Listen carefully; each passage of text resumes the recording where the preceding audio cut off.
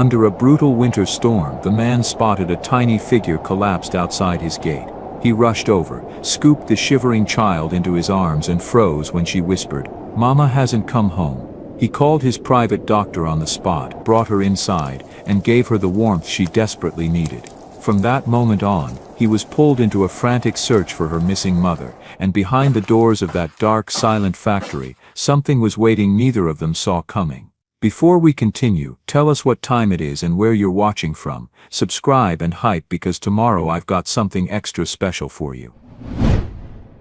The snow was coming down hard that morning in Frosthaven, not the gentle kind that makes everything look like a Christmas card. This was the wet, heavy kind that soaked through your clothes and turned roads into skating rinks. 6-year-old Aria Lane had been walking for what felt like forever. Her pink sneakers were completely soaked. The cartoon bunnies on the sides looked sad and droopy. Her socks squelched with every step. She couldn't feel her toes anymore. The puffy red coat from the thrift store wasn't doing much good. Too thin for weather like this, and the zipper had broken last month. She held it closed with one hand while the other stayed tucked under her armpit. Her pale skin had gone blotchy and red. Her blonde hair stuck to her cheeks in wet clumps. Her teeth wouldn't stop chattering. She kept whispering the same words like a prayer. Mama comes home every morning. Every single morning. But Mama hadn't come home. Mama worked nights at a factory far away. Every morning she'd walk through their apartment door smelling like metal and chemicals. She'd kiss Aria on the forehead and make toast with strawberry jam. That's how mornings worked. Except this morning, the door never opened.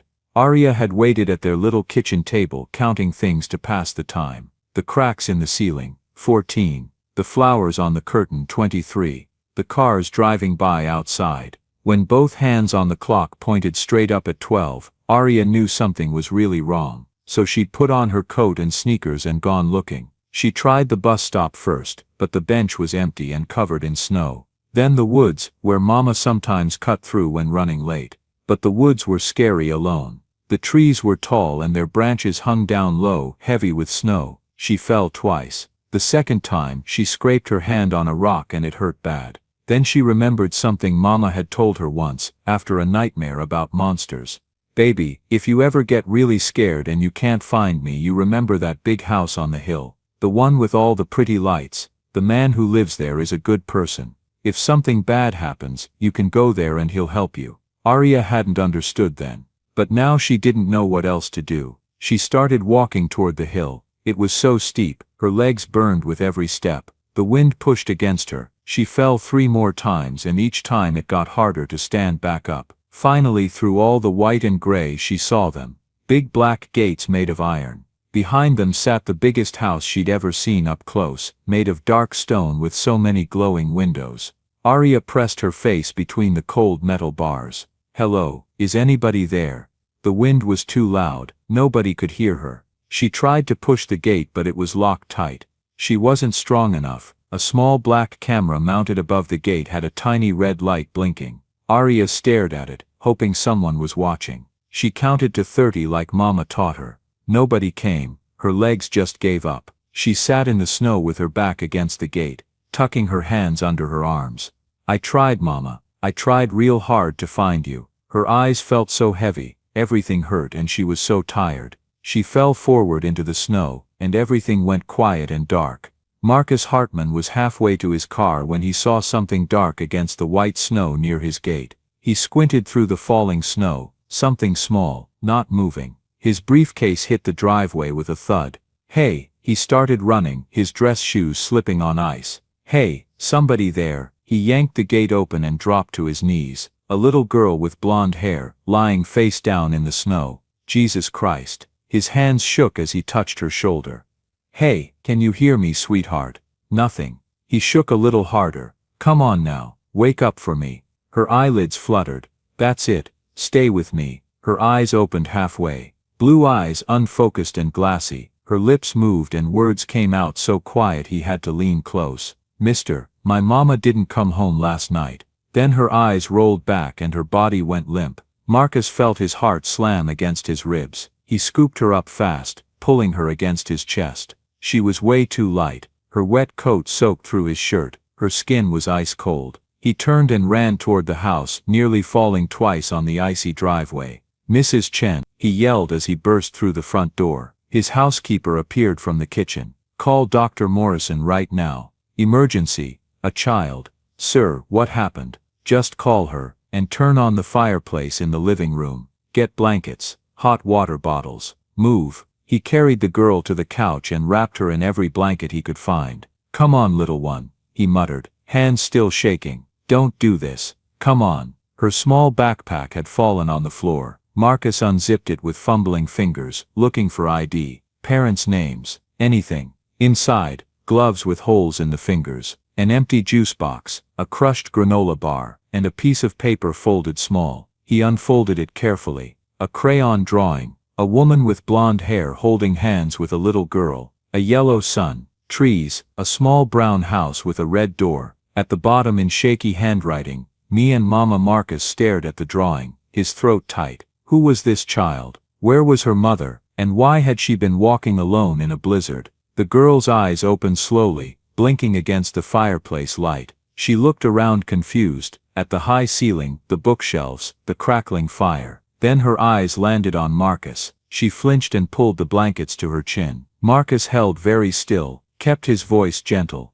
"You're safe, sweetheart. Nobody's going to hurt you. I promise." The girl just stared with big blue eyes. Marcus sat in the armchair across from her. "My name is Marcus. This is my house. You were outside in the snow and you passed out, so I brought you inside where it's warm. Do you remember?" The girl nodded barely. "Okay, that's good." Marcus held out a mug of warm water. "Here, just water, nothing else. You should try to drink some." The girl slowly reached out and took it with both shaking hands. She took a tiny sip, then another. "Can you tell me your name?" Marcus asked gently. The girl looked down at the mug, didn't answer for a long time. Marcus waited. Finally, in the smallest voice, "Aria." "Aria, that's a real pretty name." Marcus paused. "How old are you, Aria?" She held up one hand, fingers spread wide. 6 years old." "All right." Marcus leaned forward slightly. "Aria, honey, can you tell me about your mama? Do you know where she works?" Aria's face crumpled like she might cry. Her eyes filled with tears. "She didn't come home." "I know, baby. You told me that. But I want to help you find her, okay? Can you tell me where she works?" Aria's forehead wrinkled. "It's a big place, really loud." "What kind of loud?" Aria made a clanking banging sound. "Like that. Bang bang bang. And it smells bad, like when Mama burns dinner but worse." Marcus felt his stomach drop. "Like a factory." Aria shrugged. "I don't know what that means. Does your mama wear special clothes when she goes to work, like a coat or a hat?" "Yeah, she wears a blue coat, and a hat with a light on the front. She says the light helps her see in the dark." Marcus's hands gripped his knees tight. He knew exactly what she was describing. Factory workers, night shift, safety gear with headlamps, and he owned 3 factories in this town. Marcus pulled out his phone and called his head of human resources. Diana picked up on the second ring.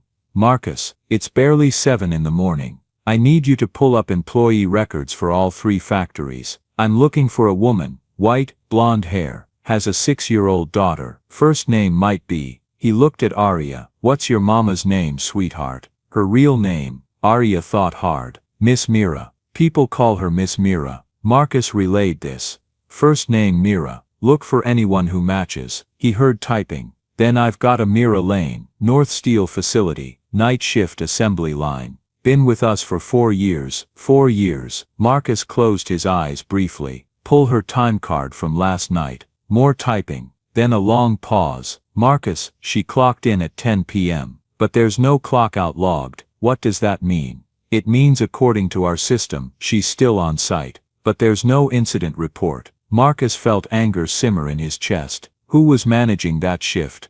Frank Morrison. Get him on the phone right now. "Marcus, it's 7 in the morning. I don't care. Get him on the phone in the next 5 minutes or he can start packing his desk." He ended the call and turned to Aria. "I think I know where your mama works, and I'm going to go find her right now." Aria's eyes got wider. "Really? You promise?" "I promise." "Can I come with you?" Every logical part of Marcus's brain said no, but he looked at Aria's face and couldn't say it. "Yeah, you can come." 25 minutes later, Marcus's black Range Rover cut through snow-covered streets toward the industrial district. Arya sat in the back seat, wrapped in one of Mrs. Chen's coats, holding a thermos of hot cocoa she hadn't touched. Just stared out the window. Marcus kept glancing at her in the rearview mirror. She looked so small. He had no idea how to talk to children. His own childhood had been a mess, bouncing between his grandmother's house and foster care. By 18 he'd learned one lesson: rely on yourself because nobody else will be there. That mindset had built his empire. But right now, with a scared 6-year-old in his back seat, all that success felt useless. "You warm enough back there?" he asked.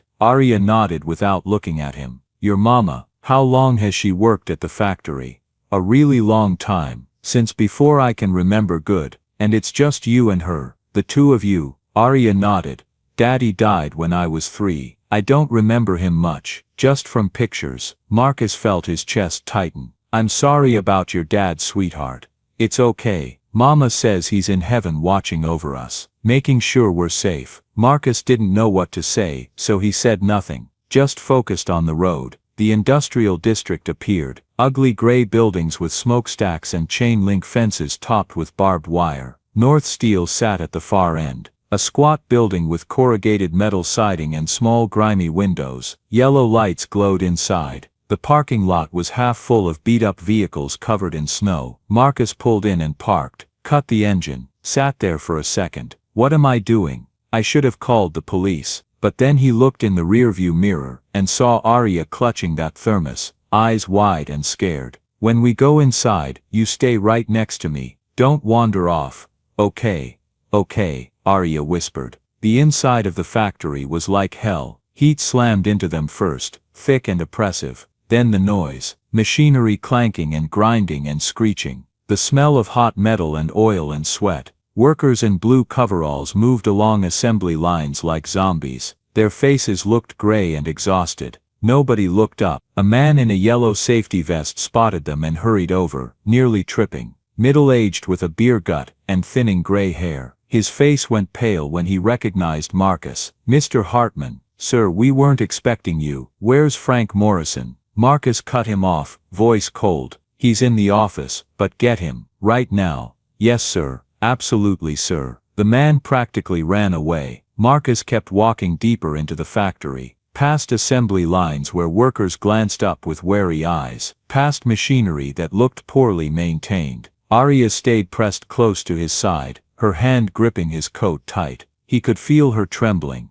They reached a narrow hallway at the back where the noise wasn't quite as overwhelming. Marcus pushed open a door marked break room. The room was barely bigger than a closet. A flickering fluorescent light, plastic chairs that looked pulled from a dumpster, a folding table covered in coffee rings, a vending machine with an out-of-order sign, and there in the corner on the concrete floor beneath beat-up metal lockers was a woman. "Mama!" Arya's scream cut through everything. She let go of Marcus's coat and ran, dropping to her knees beside the woman. "Mama! Mama! Wake up!" Marcus was there in 3 strides. He knelt down. The woman, Mira Lane, was lying on her side, blonde hair in a messy ponytail, pale skin with an ashy grayish tone, sweat on her forehead, her breathing shallow and uneven. Marcus pressed 2 fingers against her neck, found a pulse, weak and thready but there. "Mama, please," Arya cried, shaking her mother's shoulder. "Please wake up." Marcus gently pulled Arya back. "She's going to be okay. Help is coming, sweetheart." He looked up at the doorway where the man in the yellow vest had reappeared with another man, older with a pot belly straining against a stained supervisor's shirt. "You Frank Morrison?"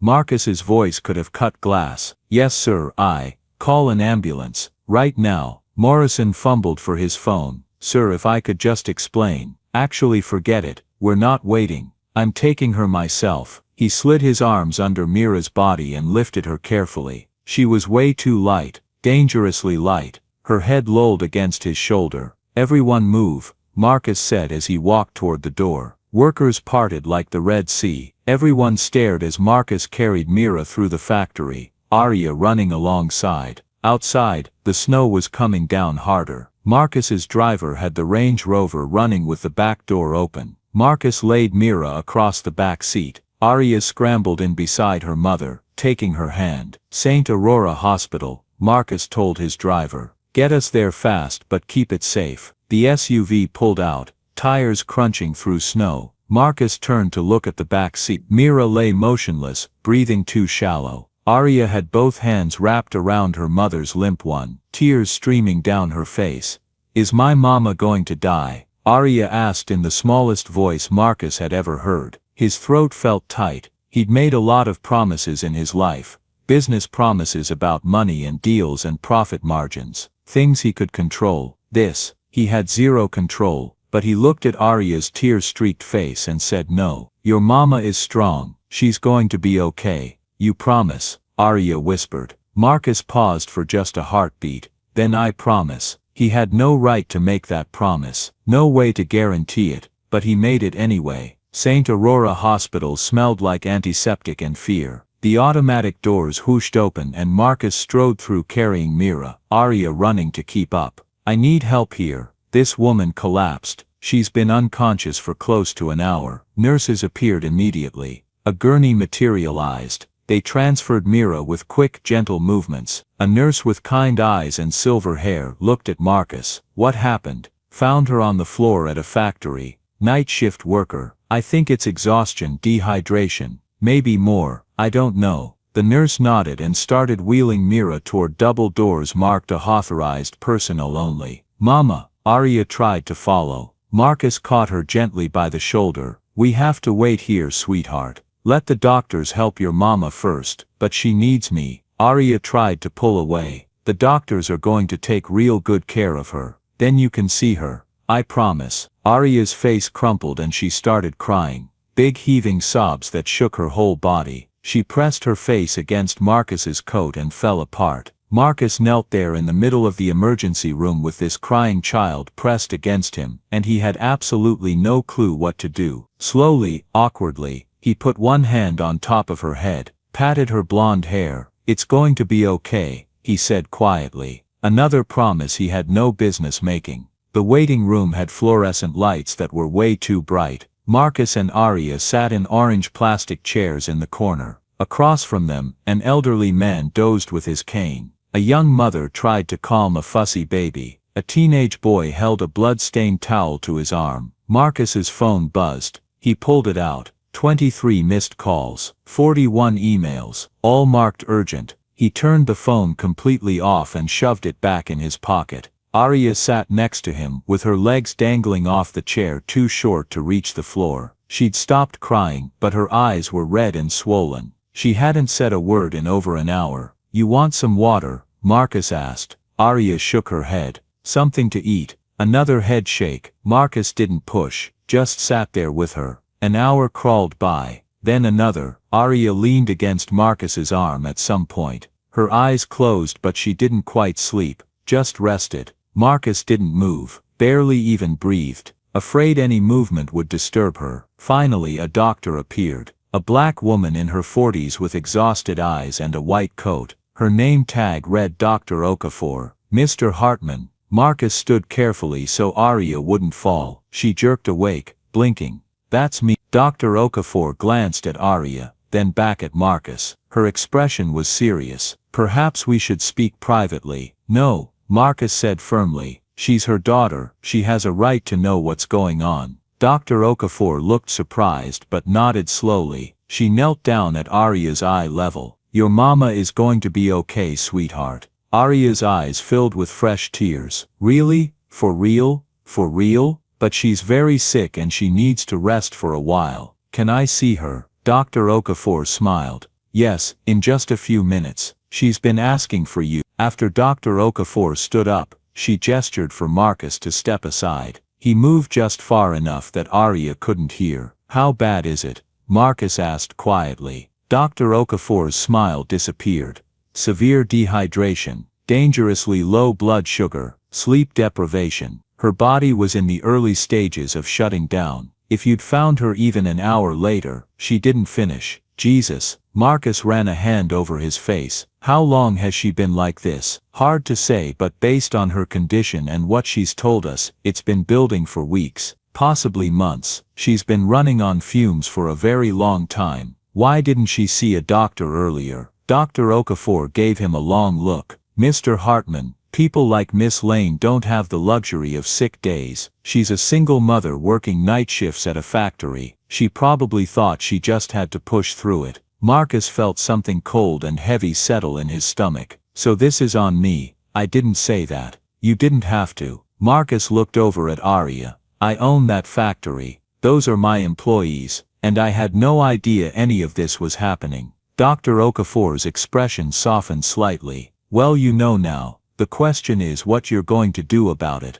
Room 214 was at the end of a long quiet hallway. Marcus pushed the door open, and Arya ran inside before he could say anything. Mira Lane was lying in the hospital bed, propped up by pillows. An IV line ran into her left arm. Monitors beeped softly. Her blonde hair was loose, spread across the pillow. Her pale skin still looked drawn, but her eyes were open and alert. Baby, Mira whispered when she saw Arya. Arya climbed carefully onto the bed, mindful of the IV tubes. Mira wrapped her arms around her daughter and held on like she was drowning. I'm sorry, I'm so sorry, baby girl. It's okay, Mama. You're okay now. Marcus stood near the door feeling like he was intruding, but he couldn't make himself leave. After a long moment, Mira looked up and saw him. Her eyes went wide and something like fear flashed across her face. You're him. You're the owner of the factory. Marcus nodded slowly. Mira's arms tightened around Arya. Are you here to fire me? Marcus actually stepped backward, startled. What? No. Why would you think that? I didn't finish my shift. The words tumbled out fast and panicked. I know there are procedures. I know I was supposed to clock out properly, but I couldn't. I tried but Her voice broke. Miss Lane, stop, Marcus said, his voice firmer than intended. He softened his tone. You're not getting fired. That's not why I'm here. Mira stared at him like he was speaking another language. You collapsed because you've been working yourself literally to death, and apparently nobody at that factory noticed or cared enough to do anything about it. That's not your fault. That's my fault. Mira looked away, her hands trembling where they held Arya. I needed the overtime. They cut everyone's hours 2 months ago, and I couldn't make rent without the extra shifts. I didn't have a choice. How long have you been working like this? 4 years, Mira whispered. Since my husband died and left me with nothing but medical bills and a 6-year-old to raise. The room went quiet except for the steady beeping.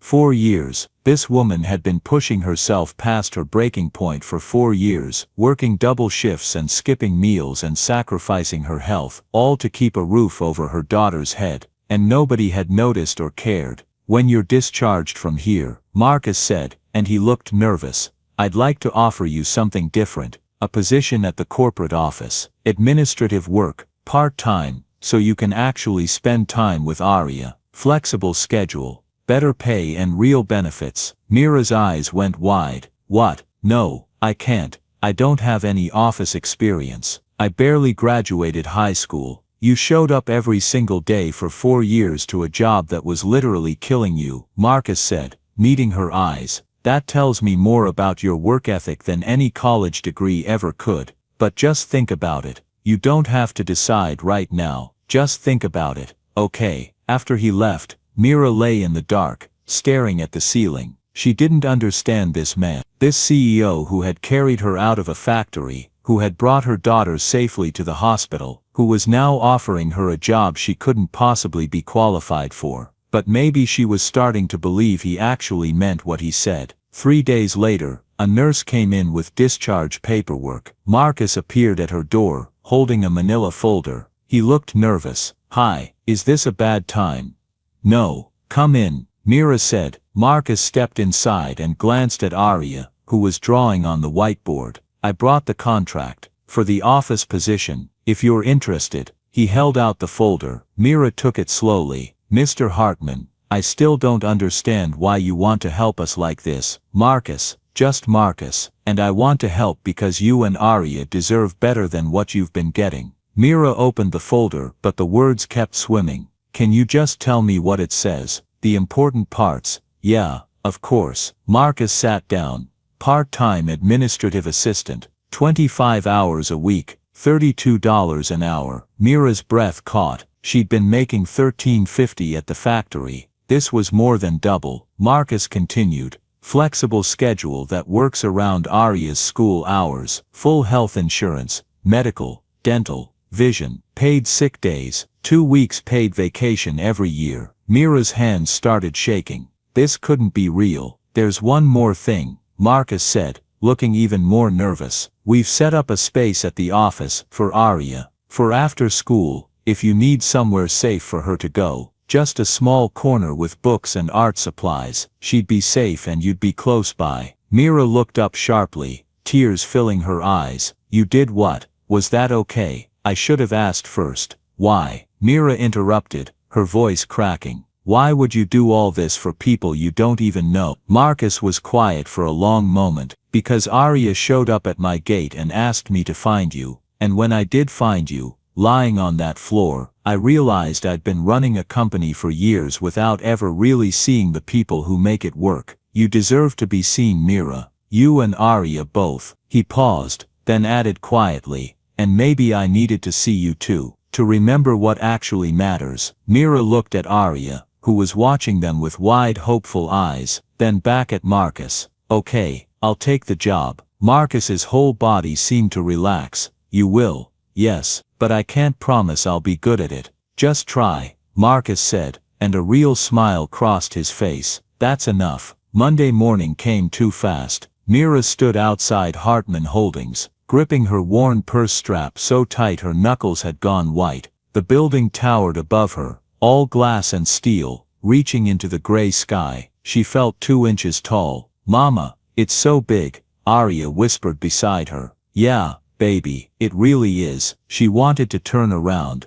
go find a job at a diner, somewhere she actually knew what she was doing. But then the glass doors opened, and Marcus stepped out. He wore a navy suit, though his burgundy tie was already crooked. She could see he'd missed a spot shaving. There was what looked like toothpaste on his sleeve. Somehow, seeing those imperfections made her feel better. Mira, Marcus said, and he sounded genuinely relieved. You came. I said I would. Marcus nodded, then looked down at Arya with a gentle smile. Good morning, Arya. Morning, Mr. Marcus, Arya said shyly, half hiding behind Mira's leg. Marcus led them inside and up to the executive floor. He showed Mira to a desk near tall windows overlooking downtown. This is your space. The work is mostly filing and data entry to start, some scheduling, email management. Catherine over there. He gestured to a woman with warm brown eyes and gray-streaked hair. She's my executive assistant, and she's going to train you on everything. If you need help with anything at all, just ask. Nobody here is going to judge you for asking questions, I promise. Mira sat down slowly in the desk chair. It was more comfortable than her bed at home. And that's for Arya, Marcus said, pointing to a corner near his office door. Mira looked over, and her eyes immediately filled with tears. It was a small space, but it had been set up with obvious care. A purple beanbag chair, a low bookshelf, filled with new children's books, a basket overflowing with new crayons and markers, a small table at just the right height with a purple cushioned chair, stuffed animals arranged on the shelf, a teddy bear, a rabbit, a unicorn. Marcus, Mira's voice came out choked. I wanted her to feel welcome here. My assistant Catherine helped me pick everything out. But if it's not right, we can change any of it. It's perfect, Mira whispered, wiping at her eyes. It's absolutely perfect. Arya was already running over. She plopped down on the beanbag with a delighted giggle. Mama, it's so squishy and soft. Mira laughed even as more tears fell. Marcus cleared his throat and looked away, clearly uncomfortable. I'll let you get settled in. If you need anything at all, my office is right there. Just knock. Anytime. The first day was overwhelming. So many programs to learn. Excel, Outlook, SharePoint, Teams, so many passwords, so many acronyms people used casually, that Mira didn't understand. She made mistakes, lots of them. She accidentally sent an email to the wrong department. She couldn't figure out how to attach a file, and had to ask Catherine 3 times. She scheduled a meeting for the wrong time zone, but Catherine just kept smiling patiently and showing her again and again. You're doing great, honey. Really, this is a lot to learn all at once. Mira didn't feel like she was doing great, but she kept trying. Every afternoon at 3:15, Arya came to the office after school. She'd walk in with her backpack bouncing, wave at Mira with a big smile, then settle into her little corner like she'd been doing it her whole life. Sometimes she did homework, sometimes she drew elaborate pictures, sometimes she read the books, and sometimes she'd fall asleep on that beanbag looking peaceful and safe. Marcus noticed every single time. One evening around 6, Mira looked up to see Marcus standing near Arya's corner. Arya had fallen asleep with a book about dinosaurs lying open across her lap. Marcus carefully picked up the book and marked the page before setting it aside. Then he reached for something, a soft fleece blanket that Mira was certain hadn't been there that morning, and draped it gently over Arya, tucking it around her shoulders. He glanced up and saw Mira watching. He looked embarrassed. She looked cold, he said quietly. "Thank you," Mira said, putting as much meaning into those 2 words as she could. Marcus just nodded and walked back toward his office. But Mira noticed how his shoulders relaxed, how his steps seemed lighter, how he glanced back at Arya one more time. He cared about them, more than he probably wanted to admit. By the second week things started making more sense. Mira figured out the filing system. She learned how to use Excel without panicking. She got comfortable with the scheduling software. She still made mistakes, but they were smaller mistakes now, easier to fix. And slowly she started to feel like maybe she actually could do this job. One afternoon in her 3rd week, Marcus stopped by her desk. "How are you settling in?" "Better. I think I'm starting to get the hang of it." "Good. That's really good." Marcus paused. "I wanted to let you know the reforms at North Steel are fully implemented now. 10-hour maximum shifts with no exceptions. Mandatory breaks that supervisors have to enforce and document. We hired 53 new workers so nobody has to take dangerous amounts of overtime just to survive. And we're rolling out the same changes at the other 2 factories over the next month." Mira looked up at him, her eyes burning with tears. "You really did all that?" "We really did. It should have been done years ago. I'm sorry it took someone nearly dying for me to see what was right in front of me." "You don't have to apologize to me, Marcus. You probably saved lives, not just mine. All those other workers who were burning out just like I was." Marcus looked uncomfortable with the praise. He shifted his weight and glanced away. "Well, anyway, it's done now. I thought you should know." He started to walk away. "Marcus," Mira called after him. He turned back. "Thank you, for everything, for this job, for helping Arya, for changing things at the factory. Just thank you." Marcus nodded, his jaw working like he was trying not to show emotion. "You're welcome, Mira." He walked back into his office, but Mira saw it. The way his hands trembled slightly, the way he had to pause and take a breath before going inside. He wasn't nearly as composed as he pretended to be. And somehow, knowing that made her trust him even more. The changes came gradually, in ways so small that Mira almost didn't notice at first. It started with Arya's shoelaces. They came untied constantly. Arya would sit on the floor trying to fix them, but the loops never held right. One afternoon, Marcus was walking past on his way to a meeting. He saw Arya struggling and stopped, glanced at his watch. Meeting started in 4 minutes. He sat down on the floor beside her. "Those giving you trouble?" Arya looked up, surprised. "I can't make the bunny ears work right." Marcus's assistant Terence appeared in the doorway. "Sir, the lawyers are waiting. Tell them I'll be there in 5 minutes." Marcus said without looking up. He showed Arya how to tie them. Slowly, patiently. "Loop here, cross there, pull it through." Arya tried. The laces immediately came undone. "That's all right. Try again, you'll get it." They sat there on the carpeted floor, the CEO in his expensive suit, and a 6-year-old girl with grass stains on her knees working on shoe tying while lawyers waited. On the 4th try, Arya got it. "I did it." "You sure did. Good job, kiddo." It became part of the daily routine. Every afternoon when Marcus had a break, he'd stop by Arya's corner, ask about her day, look at whatever she was drawing or reading or building. At first he was awkward. His questions sounded stiff. "What subject did you study in school today?" "We learned about butterflies. They start as caterpillars and then they make a cocoon and then they come out all pretty." "That's very educational. Butterflies are important to the ecosystem." But gradually he got better at it. Started asking follow-up questions that sounded natural. Learned that Arya's favorite color was purple.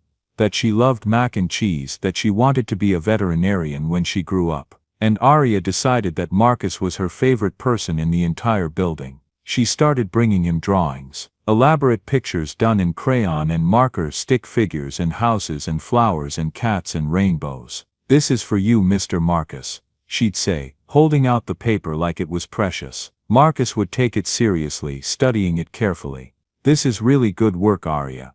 Thank you." And he'd pin it up on the corkboard in his office, right next to quarterly projections and merger proposals. His executives thought he'd lost his mind. Marcus couldn't have cared less. One evening in early May, Mira had to stay late to finish a report. She was so focused she completely lost track of time. When she finally looked up, the office was dark except for her computer screen. Arya had fallen asleep in her corner hours ago. Mira stood to stretch, then leaned forward on her desk, just resting her eyes for 1 second. When Marcus finally emerged from his office 90 minutes later, he found them both. Mira asleep at her desk, her head resting on her folded arms. Arya asleep in her corner, the unicorn stuffed animal held tight. Marcus stopped and just stood there, unsure what to do. Finally he took off his suit jacket, walked quietly over to Mira's desk, draped the jacket carefully over her shoulders like a blanket, trying not to wake her. She stirred slightly but didn't wake up. Marcus stepped back, dimmed the office lights, left a bottle of water on her desk where she'd see it, made sure the stairwell door was unlocked. Then he left as quietly as he could. The next morning, Mira found the jacket folded neatly on her desk. There was a yellow post-it note stuck to the sleeve. "You worked too hard. Go home at a reasonable hour next time." Mira stared at the note, her chest feeling warm and tight at the same time. She carefully peeled it off and tucked it into her desk drawer where she'd see it every day. A reminder that someone noticed her, that someone cared. The small kindnesses multiplied over the following weeks. Marcus holding doors when Mira's arms were full. Mira arriving early to make coffee because she'd noticed Marcus stumbled through his first meetings half asleep without caffeine. Arya leaving little drawings and notes on Marcus's desk. "Thank you for helping with my shoes. You are nice, Mr. Marcus. I like working with you." Marcus pinning up every single one, until half his corkboard was covered with crayon drawings instead of business documents. One warm afternoon in late May, Arya sneezed 3 times. Marcus stopped immediately, pulled a pack of tissues from his jacket, and handed it to her. "Bless you, sweetheart." "Thank you, Mr. Marcus." Arya blew her nose with a loud honk that made her giggle. Marcus looked at her more closely. "You feeling okay? You're not getting sick?" "My nose is just tickly from the air, and I'm cold." Marcus frowned. "Cold? It's almost 70 degrees outside. The air conditioning makes me cold." Marcus glanced over at Mira, who had gone very still at her desk. He didn't say anything else, just nodded and walked away. The next morning when Arya came to the office, there was a new cardigan lying folded on her beanbag. Soft purple fleece, and beside it, a pair of fuzzy purple socks with little stars. Arya squealed with delight and immediately put them on. Mira found Marcus later, knocked on his office door. "Come in." She stepped inside. "You didn't have to buy her those things." "I know," Marcus said, not looking up. "I can't pay you back for them." "I didn't ask you to." Mira stood there trying to find the right words. "Why do you keep doing things like this for us?" Marcus finally looked up, met her eyes. "Because no child should be uncomfortable, and because I can help, so I do." That's not really an answer. Marcus was quiet for a moment. Then he set down his pen. "When I was a kid bouncing around foster care, I was cold a lot, and hungry sometimes, and scared most of the time, and I swore that if I ever made it out, if I ever had the means to help someone else, I would." He paused. "I don't want any kid to feel the way I felt back then, not if I can prevent it." Mira felt tears prick her eyes. She nodded, not trusting her voice. "Is that answer enough?" Marcus asked gently. "Yeah," Mira whispered. "That's enough." One Friday evening in early June, as Mira and Arya were getting ready to leave for the weekend, Marcus walked them to the elevator. "Have a good weekend." "You too. Any fun plans?" "Probably just catching up on work. The usual." You should do something fun. Arya said seriously. All work and no play makes Jack a dull boy. That's what my teacher says. Marcus laughed, the sound warm and genuine. Your teacher sounds very wise. The elevator doors started to close. Mira, Marcus said suddenly, his hand shooting out to stop the doors. They slid back open and Mira looked at him expectantly. Yeah. Marcus opened his mouth like he was going to say something important. Then he seemed to change his mind. Shook his head slightly. Nothing. Never mind. See you Monday. The doors closed. Mira stood in the elevator wondering what he'd been about to say, her heart beating just a little faster than normal. Upstairs, Marcus stood alone in his office, looking at the corkboard covered with Arya's drawings, stick figures holding hands. Me and Mama and Mr. Marcus. Hearts and flowers and smiling suns. You are the best, Mr. Marcus. I love you. That last one had appeared just yesterday. Marcus had stared at it for 5 full minutes before finally pinning it up with shaking hands. He traced one finger over the crayon lines now, his chest feeling tight. He'd spent 38 years building walls around himself, keeping everyone at a careful distance, never letting anyone get close enough to matter, close enough to hurt him when they inevitably left. But somehow, without him fully realizing when or how it had happened, a woman and her little girl had slipped through every single one of those carefully constructed defenses, and Marcus didn't know what to do about it. He just knew that when they left each evening the office felt emptier, quieter, less like a place he wanted to be, and when they came back each morning, something in his chest loosened and he could breathe easier. That probably meant something. He just wasn't quite ready to admit what it meant yet. June arrived with unseasonable cold and rain that wouldn't quit. Life had found a comfortable rhythm. Mira worked her hours and got better at the job every week. Arya came to the office after school and did homework in her purple corner. Marcus checked on them both more often than was probably necessary. It felt stable, safe. Then Thursday afternoon shattered all of that. It was 2:45. The fire alarm went off. Not the gentle beeping of a scheduled drill. A full ear-splitting alarm that made everyone jump. Red lights started flashing. The overhead speakers crackled. This is a building-wide evacuation. Please proceed calmly to the nearest stairwell. This is not a drill. Mira's heart stopped. Her first thought, her only thought.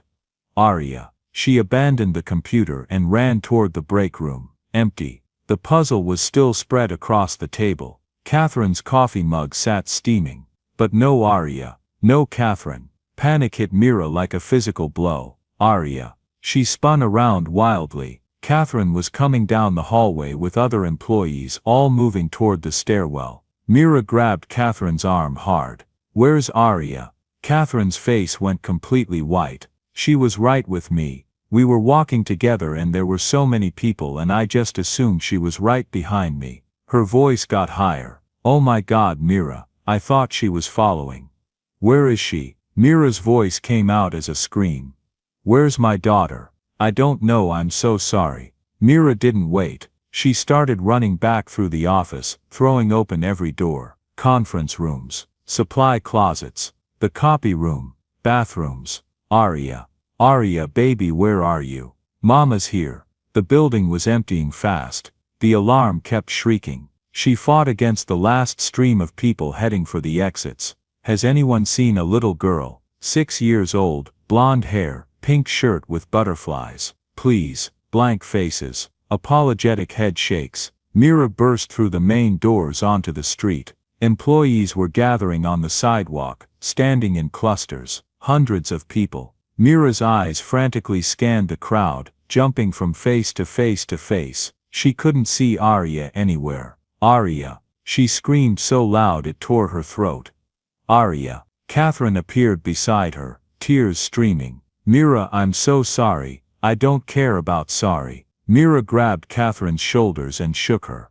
I need you to help me find her. Mira's voice broke completely. Her mind was spiraling to all the terrible things that could happen to a 6-year-old alone in a city. Marcus was on the 43rd floor in a video conference when the alarm went off. He didn't hesitate. Just stood up, grabbed his phone, and headed for the stairs. By the time he made it down and out to the street, most of the building had emptied. He scanned the crowd. That's when he spotted Mira. She was spinning in circles on the sidewalk, her hands pulling at her own hair, her face twisted into an expression of pure terror. He pushed through the crowd. "Mira, what's wrong?" She whirled around. When she saw him, her face crumpled. "I can't find her." The words came out broken and desperate. "Marcus, I can't find Arya. She's gone." Marcus felt like someone had punched him. "What do you mean you can't find her? She was with Catherine in the break room, and then the alarm went off, and now she's gone and I've looked everywhere." Mira was talking too fast, her breathing coming in gasps. On the edge of a panic attack, Marcus pulled out his phone with shaking hands, called his head of security. "Jerome, I need you to pull up the security cameras right now. I'm looking for a 6-year-old girl named Arya Lane. White, blonde hair, pink shirt. Last seen on the executive floor about 15 minutes ago." He waited. Each second felt like an hour. "Got her, sir. She exited through the east side service door about 13 minutes ago." 13 minutes. She'd been outside alone for 13 minutes. Which direction did she go? "Looks like she headed toward the service alley behind the building. We're on our way." Marcus grabbed Mira's hand. "She went outside. East side. Come on."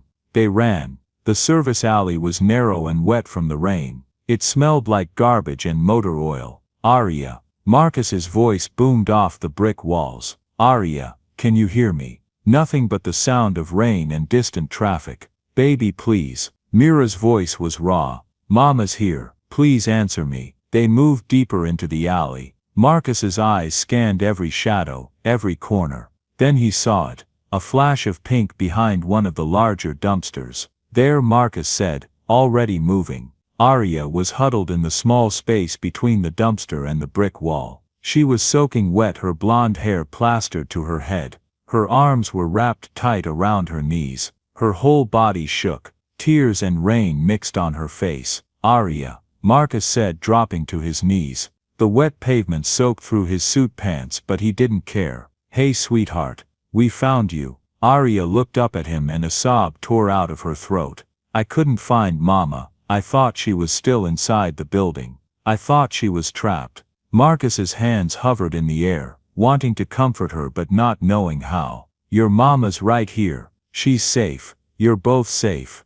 "Arya." Mira appeared, dropping to her knees in the dirty water. "Oh baby, oh my sweet girl." Arya lunged for her mother and they both collapsed together, holding each other, both crying. Marcus knelt there beside them, his heart still pounding hard enough to hurt. For 13 minutes, he'd thought she was gone, and the fear had been unlike anything he'd ever experienced. He reached out slowly and put one large hand on Arya's small back, just resting it there, steady and warm. "You're safe now. We've got you, both of us. You're safe." They stayed like that for a long time, the three of them huddled in a dirty alley while rain fell around them. When they finally stood up, Arya grabbed onto both of them, one small hand clutching her mother's jacket, the other grabbing Marcus's shirt sleeve, holding on to both of them like they were her anchors in a storm. Later, after the all-clear had been given, Marcus sat alone in his office with his head in his hands.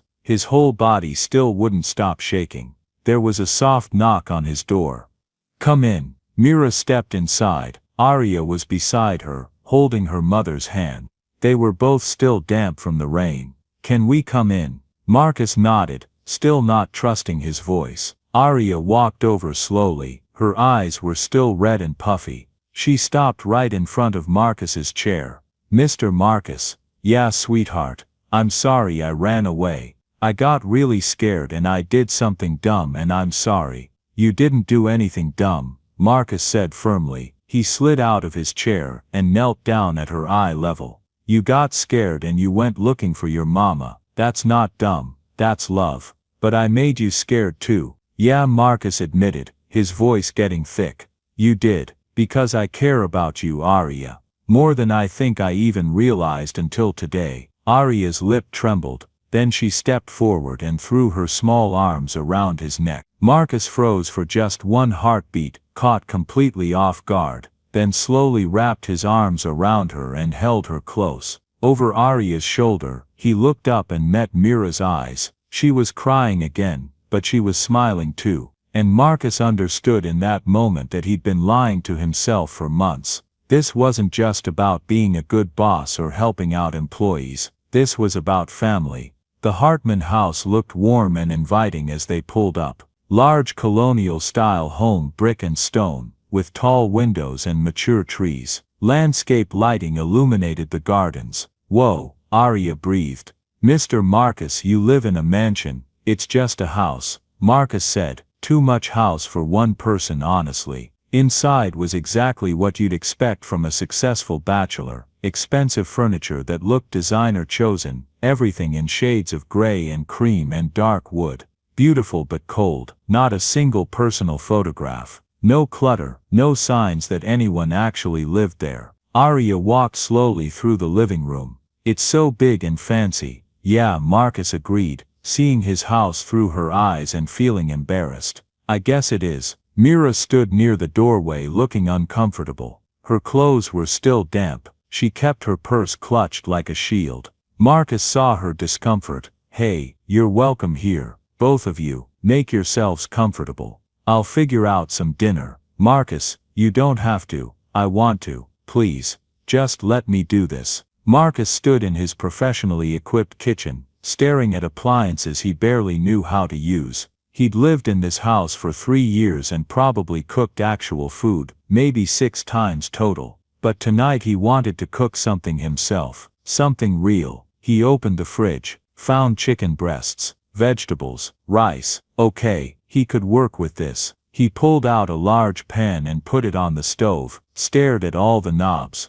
He tried one knob, nothing. Tried another. The burner clicked and flame whooshed up suddenly. Marcus jerked backward, swearing under his breath. "Having some trouble?" Mira's voice came from the doorway. She was trying really hard not to smile. Marcus looked at her and couldn't help but smile back. "Is it that obvious?" "Just a bit. Here, let me help before you burn the house down." She took over the chicken while Marcus worked on chopping vegetables. They moved around each other in the kitchen, and it felt surprisingly natural. Arya had found the living room, and was curled up on the massive sectional couch, her eyes drifting closed. They ate dinner at the kitchen island. The food was simple but good. Arya perked up enough to eat, and even smiled when Marcus told her stories about his disastrous early cooking attempts. "And then the smoke detector went off and I couldn't figure out how to turn it off, so I just stood there waving a towel at it for 20 minutes, Marcus said, making Arya giggle. "What were you trying to cook?"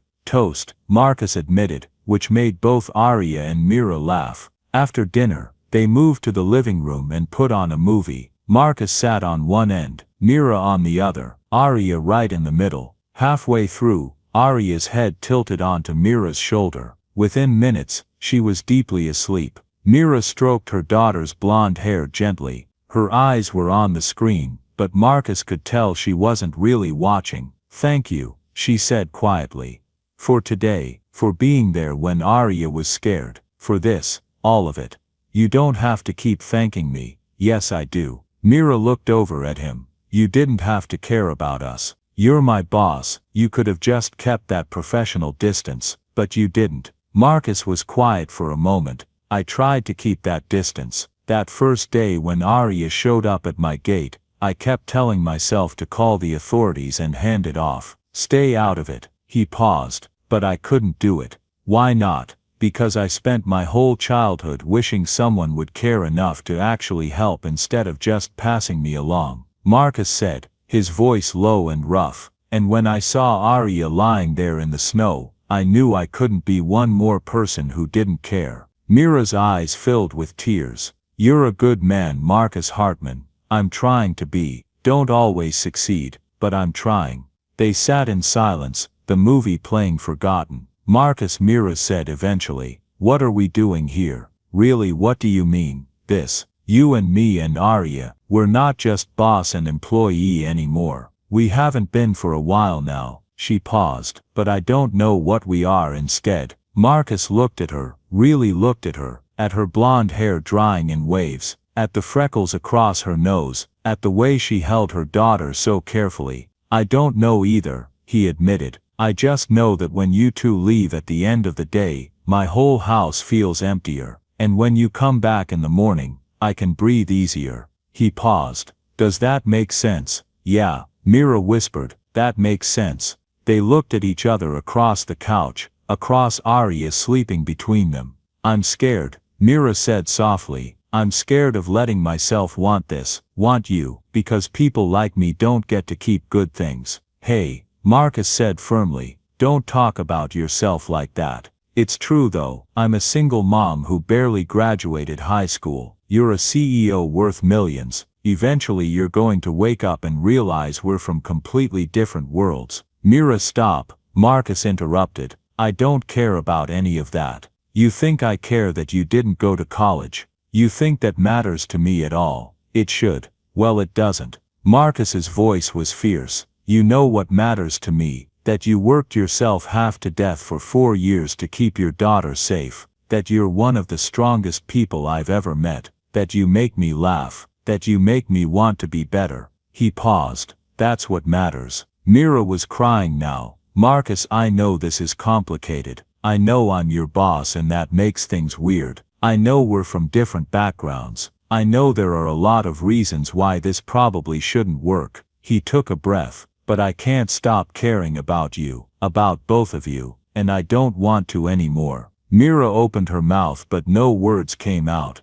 You don't have to say anything right now, Marcus said quickly. I just needed you to know. They sat there in the quiet living room. Finally Mira spoke. I care about you too. That's what scares me. I care about you so much and I don't know what to do with that. Marcus stepped closer. You don't have to do anything with it right now. We can just take it slow. See where it goes. What if it goes nowhere? Mira breathed. She did, taking a shaky breath. You're not going to lose your job. No matter what happens between us personally, you've earned your place at that company. He paused. But I don't think this is going nowhere. Do you? Mira looked up at him. No, I don't think it is. Marcus smiled slow and warm. Then let's just see what happens. Together. No pressure. No expectations. Just us. Mira nodded, and then before she could talk herself out of it, she stood on her toes and kissed him.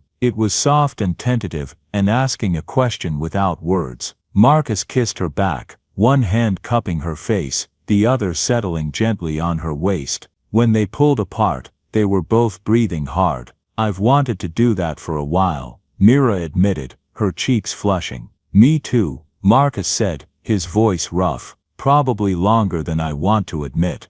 3 weeks after the gala where Marcus had honored Mira in front of hundreds of people, Marcus stood in his office, staring at a small velvet box. Inside was a ring, simple and elegant, a single diamond set in platinum, not too big, not too flashy, just right. His hands were shaking as he picked up the box. He'd negotiated deals worth hundreds of millions without his hands shaking. He'd stood in front of hostile investors, and never flinched. He'd built a business empire from nothing, but this terrified him. What if she said no? What if it was too fast? He closed the box, and shoved it in his pocket before he could talk himself out of it. That evening, he found Mira and Arya in the kitchen of his house. Over the past few months, they'd been staying at his place more often than their own apartment. Their toothbrushes were in the guest bathroom. Arya's drawings covered his refrigerator. Mira's jacket hung by the front door. It had happened gradually, naturally. Right now they were at the kitchen island, Arya working on spelling homework while Mira helped her sound out the harder words. Cater, pillar, Arya said slowly. That's a really long word, Mama. You're doing great, baby girl. Marcus stood in the doorway for a moment, just watching.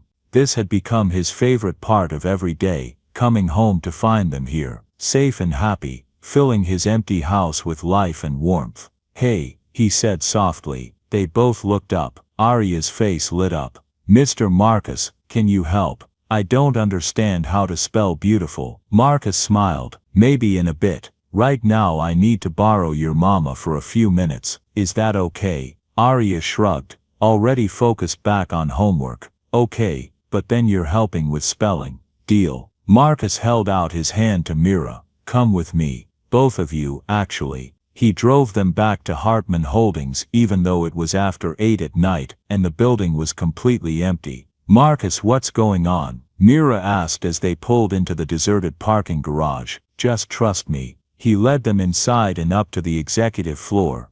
When the elevator doors opened, Mira gasped. The entire floor had been transformed. Photographs covered every available wall space. Dozens and dozens of them, all framed, all carefully arranged, pictures of Mira and Arya over the past 7 months. Arya coloring in her purple corner. Mira laughing at something Catherine said. The three of them at the park one Sunday afternoon. Arya and Marcus working on shoe tying. Mira asleep at her desk with Marcus's jacket draped over her. All three of them having breakfast in his kitchen. Moments captured over months. A life built together so gradually none of them had quite noticed when it stopped being separate and became shared. Marcus, Mira whispered, her hand covering her mouth.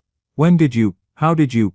I've been taking pictures for months, Marcus admitted, his voice thick with emotion. Didn't even really realize I was doing it until I looked through my phone last week and saw how many there were. And I realized something. He stepped closer to her, taking both her hands in his. These are the happiest moments of my life. Every single one. Before you and Arya, I had a house but not a home. I had success but not purpose. I had money but not joy. His voice got rougher. You two gave me everything that actually matters. Tears were streaming down Mira's face. Arya was running from picture to picture, pointing and giggling. Mama, look, that's when we made cookies and burned them. Marcus knelt down beside Arya. Hey sweetheart, can I ask you something really important? Arya's eyes went wide and serious. Okay, Marcus took a deep breath. Do you think it would be okay if I asked your mama to marry me? If I wanted to be your family officially forever? Arya's whole face exploded into the biggest smile. Yes, yes, yes, yes, yes, yes. She started jumping up and down, clapping. Can I be a flower girl? Please, please, please. Marcus laughed, his own eyes getting misty. Yeah, kiddo, you can definitely be the flower girl. Then he stood and turned to Mira. He pulled out the small velvet box, opened it with trembling hands. Mira's breath caught. Mira Lane, Marcus said, and his voice was shaking, but he didn't stop. 7 months ago, your daughter showed up at my gate in a blizzard and changed my entire life. You brought warmth into my cold, empty world. You brought laughter and purpose and love, so much love I didn't know what to do with it at first. He took a breath, his eyes never leaving hers. I don't want to spend another day without you. I don't want to wake up in that house alone. I want mornings with burnt pancakes and evenings helping with spelling homework. I want Arya's drawings covering every surface. I want everything messy and chaotic and real. His voice broke slightly. I want to be Arya's father officially, and I want to be your husband. If you'll have me. Tears were pouring down Mira's face, but she was smiling too. Will you marry me? Will you and Arya let me be your family forever? Mira tried to speak, but no words would come out. She just nodded frantically, laughing and crying at the same time. Is that a yes? Marcus asked, his voice cracking. Yes, Mira finally managed to say. Yes, Marcus, yes, yes, yes. Marcus slipped the ring onto her finger with trembling hands. Then he pulled her into his arms and kissed her like she was the most precious thing in the world. Arya ran over and hugged them both, bouncing up and down. We're a real family now. We're really a family. Marcus laughed and scooped Arya up with one arm while keeping the other around Mira. We're a family forever and ever. The three of them stood there in that empty office building, surrounded by photographs of their life together, holding each other tight. And for the first time in his entire life, Marcus Hartman felt completely, absolutely home. The next morning, Arya woke up to the smell of pancakes. She ran downstairs in her pajamas, her blonde hair sticking up in every direction, and found Marcus and her mama in the kitchen together. Marcus stood at the stove, actually successfully making pancakes, only slightly burnt around the edges. Mira sat at the counter with coffee in her hands and a ring sparkling on her finger, watching him with a smile that made her whole face glow. They looked right together, natural, like they'd always been meant to be exactly this way. Morning, baby girl, Mira said, opening her arms. Arya climbed onto her lap and watched Marcus flip a pancake. Are they gonna be good this time? Hey now, Marcus protested with a grin. I'm getting better at this. He slid a plate of only slightly burnt pancakes onto the counter with a flourish. Arya took a huge bite. They're good, really good, really. Marcus looked genuinely pleased. Really, they ate breakfast together in the sunny kitchen, and Arya swung her legs happily. Mr. Marcus, she said through a mouthful of pancake. Yeah, sweetheart. When you marry Mama, does that mean you're gonna be my daddy? Marcus's hand froze halfway to his coffee mug. He looked at Mira, who had tears in her eyes again. If that's okay with you, Marcus said carefully, I'd really like to be your dad, but only if you want that. Arya thought about it for exactly 2 seconds. Okay, but can I still call you Mr. Marcus sometimes? I like that name. Marcus laughed, and it came out a little choked. You can call me whatever you want, kiddo. Okay, Daddy Marcus, Arya said, testing it out with a gigantic grin. Marcus had to look away for a second, his eyes suddenly shiny. Mira reached over and took his hand, squeezing tight. And in that moment, in that sunny kitchen with slightly burnt pancakes and a 6-year-old who had walked through a blizzard to save her mother, they were finally, completely, perfectly home. Join us to share meaningful stories by hitting the like and subscribe buttons. Don't forget to turn on the notification bell to start your day with profound lessons and heartfelt empathy.